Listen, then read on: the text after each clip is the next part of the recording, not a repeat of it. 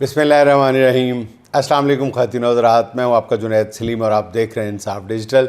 नाज़रीन, मौलाना फजलुर रहमान के वकला कन्वेंशन से ख़िताब के बाद हुकूमती कैंपों में मुकम्मल खामोशी है।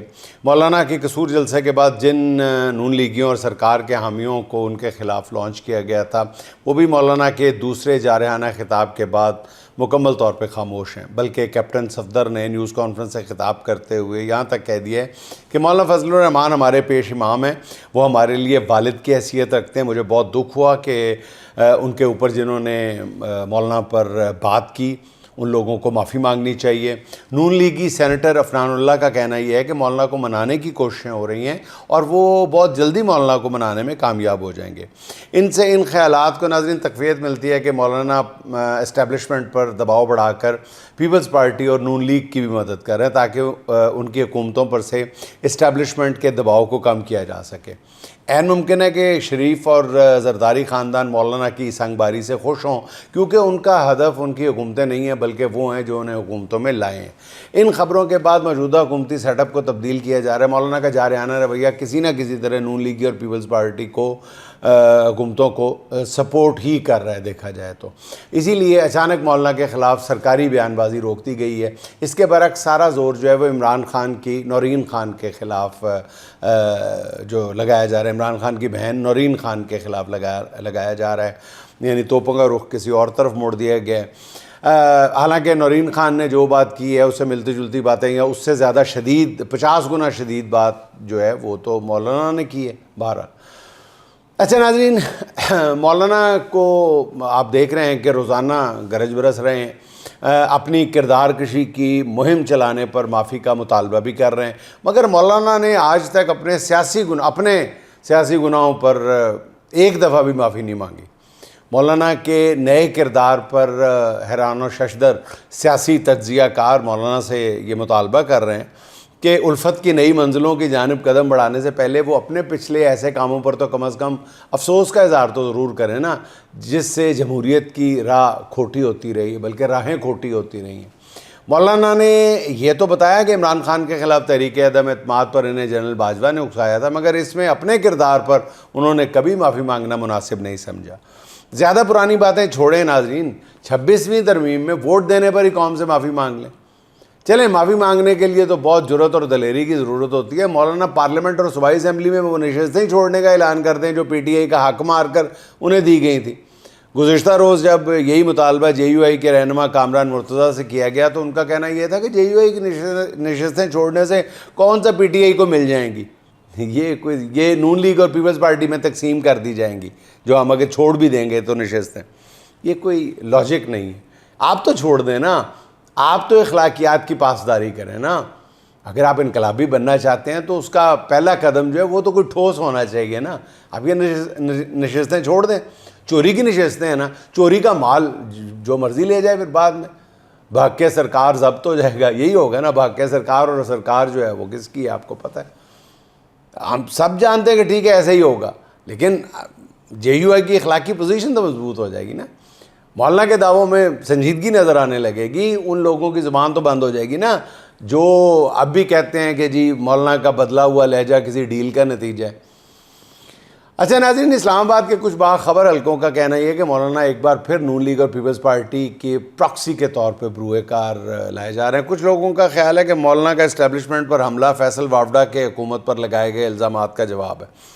इस सारी सूरत हाल को पस पर्दा क़ुव्वतें बड़ी बारीक बीनी से देख रही हैं, इसलिए गुज़िश्ता रोज़ उन्होंने एक और आज़मूदा खिलाड़ी को मैदान में उतारा है और वो हैं जनाब मोहतरम एजाज़ुल हक साहब, जिन्होंने मौलाना के बारे में तो कुछ नहीं कहा, अलबत्ता मौजूदा हुकूमत को वाज़ेह पैगाम दे दिया। एजाज़ुल हक कहते हैं कि इस वक्त हुकूमत वही गलती कर रही है जो नवाज़ शरीफ, बेनज़ीर और ख़ान साहब ने की थी कि जी हमारा 1 पेज मजबूत है और हमारा कोई मतबादल नहीं है, फिर समझाना पड़ता है कि बस करो वरना और भी बहुत कुछ हो सकता है। एजाज़ुल हक मज़ीद कहते हैं कि हुकूमत मुश्किल से निकलने की कोशिश कर रही है, लेकिन तख्ता बनने का पता ही नहीं चलता कि कब बन जाता है। जिस पार्टी को समझ रहे हैं कि वो अब नहीं आ सकती, کچھ پتہ نہیں تبدیلی کا کہ کب وہ آ جائے۔ حکومت نے ہر چیز کو آؤٹ سورس کر دیا ہوا ہے، حکومت نے کسی فیلڈ میں ڈیلیور نہیں کیا۔ حضرت یہ ذہن میں رہے کہ اعجاز الحق موجودہ حکومت کے حلیف ہیں، وہ فیصل وابڈا کی طرح مار دھاڑ کرنے والے بیانات دینے کے عادی نہیں ہیں۔ ان کے ذریعے حکومت کو نہایت سنجیدگی سے پیغام دیا گیا ہے کہ تخت کا تختہ بننے کا پتہ بھی نہیں چلتا۔ ساتھ ہی انہوں نے کہا ہے کہ کچھ پتہ نہیں تبدیلی کا کب ہو جائے۔ یہ بہت اہم اشارہ ہے۔ تبدیلی کا لفظ کسی جماعت اور رہنما کے ساتھ منسوب ہے تو یہ خود ہی سمجھ لیں کس کے ساتھ منسوب ہے، یہ آپ زیادہ اچھی طرح جانتے ہیں۔ اچھا ناظرین، جناب اعجاز الحق کا کہنا ہے کہ عمران خان کے ساتھ پس پردہ قوتوں کے مذاکرات کا سلسلہ شروع ہونا تو کیا کبھی رکا ہی نہیں تھا، کبھی ختم ہی نہیں ہوا تھا۔ ان کا کہنا یہ ہے کہ ایک بار پھر عمران خان کے ساتھ جو ہے وہ مذاکرات جاری ہیں، بلکہ انہوں نے یہاں تک کہا کہ عمران خان کے ساتھ جو معاملات ہیں وہ ایک مرحلہ تھا کہ بالکل طے پا گئے تھے، مگر آخری وقت میں کسی نے رخنا ڈال دیا تھا۔ انہوں نے کہا کہ اس وقت بھی عمران خان سے بات ہو رہی۔ اچھا ناظرین، آپ کو یہ بات بھی آج بتاتا چلوں کہ ابھی تک عمران خان سے جتنے مذاکرات ہوئے ہیں اس میں سب سے زیادہ فائنل سٹیج تک کون سے مذاکرات پہنچے تھے اور وہ کس وجہ سے خراب ہوئے تھے؟ چلیں آج آپ کو یہ بھی بتا دوں۔ ناظرین، میری مصدقہ ترین اطلاعات یہ ہیں کہ عمران خان سے سب کچھ طے پا گیا تھا، اور جو ایک واحد جو مذاکرات کنندہ تھا اس کو ملک کی طاقتور شخصیت نے یہاں تک کہہ دیا تھا، اس کے ہاتھ پہ مور لگاتے ہوئے کہا تھا کہ جو آپ عمران خان سے اڈیالہ میں طے کر کے آئیں گے میں اس کا ساتھ ہوں، میری طرف سے منظور۔ 1 یا 2 دن کے بعد عمران خان کی 3 لوگوں کے ساتھ ملاقات اس شخص نے رکھوائی، لیکن اس میں جو ایک بندہ تھا وہ تھے علی امین گنڈا پور صاحب۔ علی امین گنڈا پور صاحب کی اس بندے نے ڈیوٹی لگائی کہ آپ نے ان دونوں شخصیات کو اپنے ساتھ لے کے اڈیالہ جانا ہے۔ گنڈا پور صاحب نے یہ واردات کی کہ گنڈا پور صاحب اگلے دن خاموشی سے اکیلے ہی تشریف لے گئے اور عمران خان کو بالکل مختلف پکچر دکھائی، جس سے مذاکرات کا اور جو آگے مفاہمت والی بات تھی وہ ساری کی ساری ٹھٹھے کھو، ساری کی ساری بیٹھ گئی، ساری کی ساری غائب ہو گئی۔ اس کے بعد جب گنڈا پور صاحب سے پوچھا گیا کہ آپ نے فلاں بھی 2 شخصیات کو ساتھ لے کے جانا تھا، انہوں نے کہا مجھے تو کہا ہی نہیں تھا کسی نے۔ اور پھر جب ان پہ مزید دباؤ ڈال کے پوچھا گیا کہ جی آپ کو کہا گیا تھا ان 2 شخصیات کو ساتھ لے جانے کے لیے، تو انہوں نے کہا کہ جی میں نے فون کیا تھا، میرا رابطہ نہیں ہو سکا۔ بات گول مول کر دی۔ وہ اہم ترین سٹیج تھی جس کے بعد عمران خان صاحب کے جو تھے ایک اور پلٹا سامنے آیا اور پھر وہ ایک بات بگڑتی چلی گئی۔ اچھا ناظرین، عمران خان کے ساتھ براہ راست آج اب مذاکرات کی کئی اور ذرائع سے بھی تصدیق ہو رہی ہے۔ کچھ ذرائع نہایت وثوق کے ساتھ ایک مرتبہ پھر بتا رہے ہیں کہ جی عمران خان کو مسلسل کہا جا رہا ہے کہ وہ علاج کے لیے بیرون ملک چلے جائیں، مگر عمران خان ملک چھوڑنے پر کسی صورت تیار نہیں۔ اب پس پردہ قوتوں نے اس معاملے پر عمران خان کو قائل کرنے کے لیے کہا جا رہا ہے کہ شاہ محمود قریشی کی خدمات بھی لی ہیں، جن سے چند روز کے اندر 1 سے زیادہ بار ملاقات کی گئی ہے، یعنی شاہ محمود قریشی سے۔ ذرائع یہ کہتے ہیں کہ شاہ محمود قریشی نے حامی بھر لی ہے کہ ان کی عمران خان سے ملاقات کرائی جائے، تو وہ عمران خان کو اس بات پہ قائل کر لیں گے کہ وہ کچھ عرصے کے لیے علاج کے لیے ملک سے باہر تشریف لے جائیں۔ مگر دوسری طرف بتایا جا رہا ہے کہ عمران خان کا کہنا یہ ہے کہ وہ عدالتوں سے مقدمات ختم ہونے تک ملک نہیں چھوڑیں گے اور ملک سے باہر بھی کسی ڈیل کے تحت اپنی ذاتی ضرورت کے مطابق سوال ہی پیدا نہیں ہوتا کہ وہ چلے جائیں۔ اب ذرائع کا یہ کہنا ہے کہ اگلے چند روز میں شاہ محمود قریشی کی عمران خان سے ملاقات کرائی جا سکتی ہے، لیکن ناظرین آپ کو اپنی ذاتی معلومات بتا دوں کہ شاہ محمود قریشی صاحب عمران خان سے 1 نہیں 100 مرتبہ مل لیں، ملک سے باہر جانے کے لیے عمران خان کبھی تیار نہیں ہوں گے۔ میں ریپیٹ کر رہا ہوں، ملک سے باہر جانے کے لیے عمران خان کبھی تیار نہیں ہوں گے۔ اچھا ناظرین، دوسری طرف پاکستان میں ترقیاں، نوکریاں، تمغے پانے والے یہ لوگ ہیں، ان سب چیزوں کے حصول کا ان کے پاس ایک ہی ذریعہ رہ گیا ہے، وہ عمران خان کی مخالفت یا عمران خان کو نقصان پہنچانا۔ آپ بطور صحافی عمران خان کو گالی دیں گے تو آپ کے لیے حکومتی مراعات کا در کھل جائے گا، آپ کو سرکاری ذرائع ابلاغ پر بھاری معاوضے پر نوکریاں بھی مل جائیں گی۔ اگر آپ عمران خان اور ان کی اہلیہ پر بیہودہ الزامات لگائیں گے، عدت جیسے مقدمات کی میڈیا میں وکالت کریں گے، تو آپ کے لیے امتیازات والے تمغے بھی حاضر ہوں گے۔ اسی طرح عمران خان کے خلاف مقدمات کے فیصلے دینے والے ججز بھی ترقیاں اور انعامات پائیں گے۔ گزشتہ روز اسلام آباد ہائی کورٹ کے 3 ایڈیشنل ججز کے لیے جو 3 نامزدگیاں ہوئی ہیں، ذرا ان پر نظر ڈال لیں۔ ایک کا ذکر ہم نے کل کر دیا تھا۔ جناب شاہ رخ ارجمن صاحب نے تو توشہ خانہ 2 کیس میں عمران خان اور بشریٰ بی بی کو 17 سال قید کی سزا سنائی تھی۔ ایک ایسا کیس جسے قانونی طور پر کسی عدالت میں چلانا ہی ممکن نہیں تھا، کیونکہ اس سے پہلے توشہ خانہ کیس میں بھی عمران خان اور ان کی اہلیہ کو سزا سنائی جا چکی تھی۔ دوسرے جج عمیر مجید ملک، جن کا اعزاز یہ ہے کہ موصوف FIA کے اسپیشل پروسیکیوٹر کے طور پر اسی توشہ خانہ کیس میں عمران خان کے مخالف کے طور پہ پیش ہوتے رہے، یعنی توشہ خانہ کیس میں عمران خان کو سزا دینے والا جج بھی ترقی پا گیا، اس کیس میں عمران خان کے مخالف کے طور پر پیش ہونے والا وکیل بھی ہائی کورٹ کا جج بن گیا۔ تیسرے نامزد جج محترم جناب ایاز شوکت اسلام آباد کے ایڈوکیٹ جنرل رہے اور پھر سوشل میڈیا کمیشن کے چیئرمین بھی تعینات رہے۔ یہ سب عرض کرنے کا مقصد یہ ہے کہ جو لوگ نہیں جانتے انہیں بھی بتا دیا جائے کہ مملکت خدا داد میں ترقی کا راز کیا ہے اور انصاف پنجابی کا لفظ ہے کس طرح کرلا رہا ہے۔ اچھا ناظرین، پاکستان میں عدلیہ اور انصاف کی حالت کو دیکھتے ہوئے law and justice of commission نے ایک سمری وفاقی حکومت کو بھیجی ہے، جس میں حکومت سے استدعا کی گئی ہے کہ international commercial court of Pakistan کا قیام عمل میں لایا جائے۔ بتایا جا رہا ہے کہ پاکستان میں بیرونی سرمایہ کاری جو ہے آنا تقریباً بند ہو چکی ہے۔ اس کی وجہ یہ ہے کہ غیر ملکی سرمایہ کاروں کا کہنا یہ ہے کہ پاکستان میں تو کوئی سرے سے عدالتی نظام موجود ہی نہیں ہے، اس لیے وہ یہاں اپنی سرمایہ کاری کو غیر محفوظ سمجھتے ہیں۔ اسی وجہ سے ایک نئی انٹرنیشنل کمرشل کورٹ بنانی ہے جو غیر ملکی انویسٹرز کے تنازعات کا فیصلہ کرے، یعنی ملک میں موجود عدالتوں کی حالت کو بہتر نہیں کرنا ہم نے، اور ایک اور انٹرنیشنل عدالت بنانی ہے۔ لیکن اندھوں کی بستی میں آنکھوں والے کون تلاش کرے؟ اس نئی کمرشل کورٹ کے لیے ججز ناظرین کہاں سے آئیں گے؟ جو ججز اپنے ملک کے لوگوں کو انصاف کی فراہمی میں ناکام ہو گئے، وہ غیر ملکی سرمایہ کاروں کو انصاف فراہم کریں گے؟ اور اگر ان کا مقصد ہی یہ ہوگا غیر ملکی سرمایہ کاروں کو انصاف فراہم کرنا ہے، تو پھر غیر ملکی کمپنیوں کا جو بھی موقف ہوگا ان کی لامحالہ حمایت کر دی جائے گی۔ یہ جب بھی بینکنگ کورٹ فلاں کورٹ، ان کے 90% دیکھ لیں، بینکنگ کورٹس کے جو فیصلے ہوتے ہیں وہ 90% بینکوں کی حمایت میں ہوتے ہیں۔ تو جس کے لیے عدالتیں وجود میں آئی ہیں وہ انہی کو انصاف فراہم کریں گے، خواہ وہ حق میں ہوں یا ناحق ہوں۔ اس انٹرنیشنل کمرشل کورٹ کے لیے ججز بھی ایسے منتخب کیے جائیں جنہوں نے کسی ملک کی آزاد عدلیہ میں بھی بطور جج کام کیا ہو۔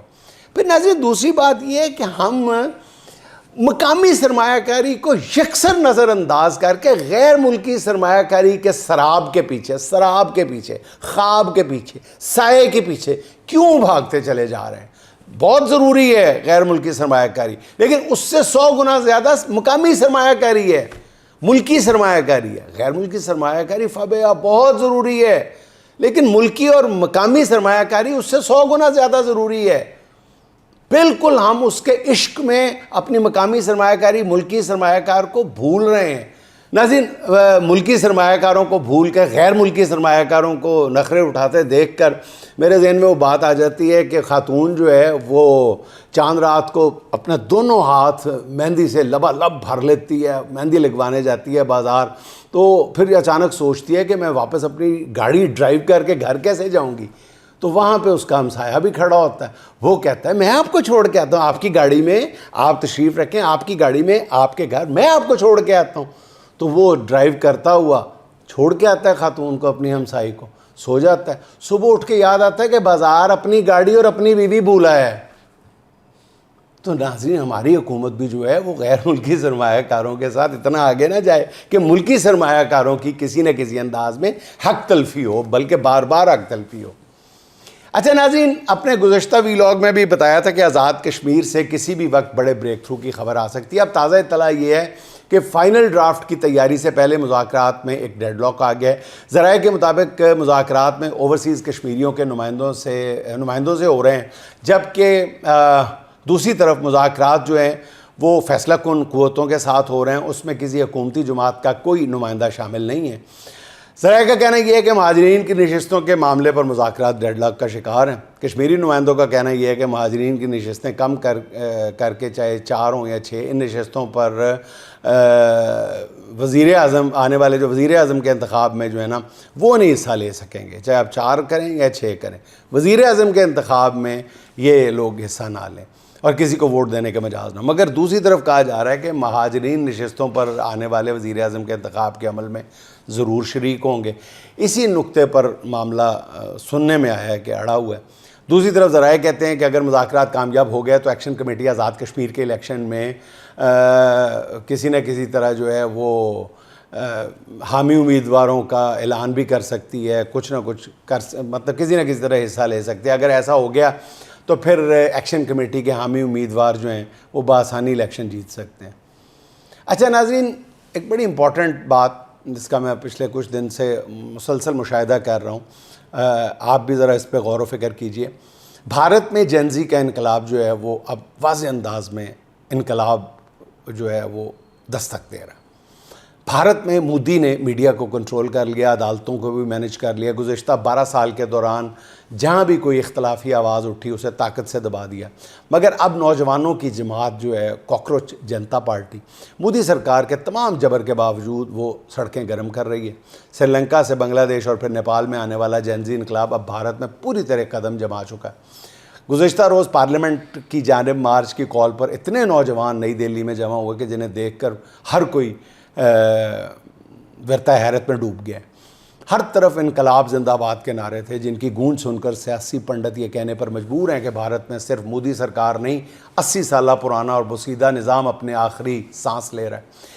پارلیمنٹ کی جانب مارچ کرنے والے نوجوانوں پر لاٹھی چارج کیا گیا, مگر ان نوجوانوں نے حیران کر دیا کہ پولیس کی لاٹھیاں دیکھ کر دوڑنے کی بجائے خود کو ہر طرح کے تشدد کے لیے پیش کر دیا, جس پر خود پولیس اہلکار پریشان ہو گئے. اب تجزیہ کاروں کا کہنا یہ ہے کہ بھارتی حکومت نے کاکروچ جنتا پارٹی یا سی جے پی کے مطالبے پر وزیر تعلیم دھرمیندر پردھان کو اب بھی انہوں نے کہا کہ برطرف نہ کیا تو پھر پوری کی پوری مودی سرکار کو گھر جانا پڑ سکتا ہے. اچھا ناظرین, ملک کی معاشی حالت پر روز ہی بات کرنے کی کوشش کرتے ہیں, مگر آئے دن معیشت کے حوالے سے کوئی ایسی بات سامنے آ جاتی ہے کہ تشویش پہلے سے زیادہ بڑھنے لگتی ہے. خبر ہے کہ ہمارے سرکاری اداروں نے چین کے کمرشل بینکوں سے 28 ارب 10 کروڑ ڈالر قرض لیا ہوا ہے. یہ قرض چینی حکومت سے لیے گئے اور اس قرض کے علاوہ ہیں جو ہر سال کسی نہ کسی بہانے رول اوور کرا لی جاتی ہیں. مگر چینی کمرشل بینکوں سے لیا گیا یہ قرض جو ہے یہ رول اوور نہیں ہوگا, یہ قرض واپس کرنا پڑے گا. معاشی امور کے ماہر ڈاکٹر حسن ظفر کا کہنا یہ ہے کہ یہ قرض واپس نہ کیا تو معدنی ذخائر اور کوئی ایئرپورٹ یا بندرگاہ ان چینی بینکوں کے حوالے کرنا پڑ سکتی ہے. ملک میں بیرونی سرمایہ کاری کا باب تقریباً بند ہے. ایسے میں تجربہ کار حکومت جو ہے وہ پیٹرول کی قیمتیں بڑھا کر ہی اپنا کام چلا رہی ہے. گزشتہ رات ایک بار پھر ڈیزل کی فی لیٹر قیمت 6.25 روپے بڑھا دی گئی, جبکہ پیٹرول کی قیمت میں پورے 35 پیسے فی لیٹر کمی کر کے حاتم طائی کی خبر. ناظرین, اسد رضا سحر کا ایک شعر, کبھی مشکل کبھی وہ شخص آسانی بناتا ہے, کبھی مشکل کبھی وہ شخص آسانی بناتا ہے, جدھر ہو آگ کا دریا ادھر پانی بناتا ہے. کوئی تو ہے جو آ کر روز ساحل کی ہتھیلی پر, کوئی تو ہے جو آ کر روز ساحل کی ہتھیلی پر تیرے پاؤں بنا کر اپنی پیشانی بناتا ہے, تیرے پاؤں بنا کر اپنی پیشانی بناتا ہے. ناظرین, خوش رہیں, خوش رکھیں. آپ سے ملاقات ہوگی انشاءاللہ اگلے ولاگ میں. اللہ حافظ.